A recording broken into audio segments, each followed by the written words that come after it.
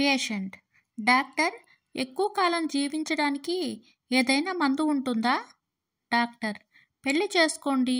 Patient: పెళ్లి చేసుకుంటే ఎక్కువ కాలం బతుకుతామా? డాక్టర్: అబ్బే, పెళ్లి చేసుకుంటే అటువంటి ఆలోచనలు అస్సలు రాకుండా ఉంటాయి.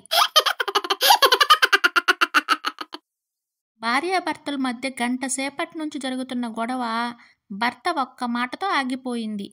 నువ్వు అందగత్తెవని ఏమన్నా చెల్లుతుంది అనుకోవద్దు అని అన్నాడు, అంతే. ఆమె ఏమీ మాట్లాడలేదు.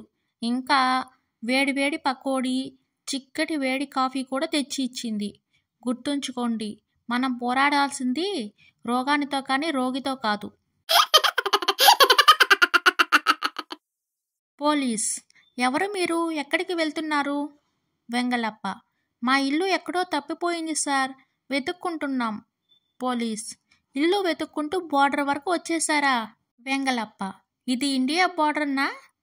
పోలీస్: అది కూడా తెలియనంతగా తాగారా? సాయి: ఏరా కిషోర్, మొన్న రాత్రి పార్టీలో తాగి ఇంటికి వెళ్ళినా మీ ఆవిడ ఏమీ అనలేదా?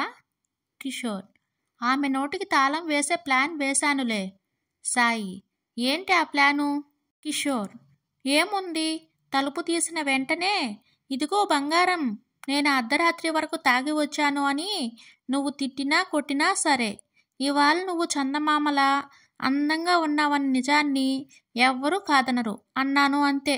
ముసిముసిగా నవ్వుకుంటూ లోనికి వెళ్ళిపోయింది.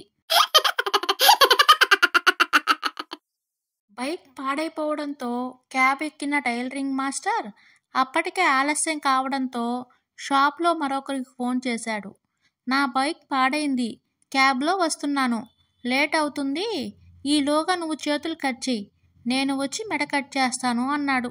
ఆ మాటలు విని క్యాబ్ డ్రైవర్ కారు నిలిపేసి పరుగందుకున్నాడు.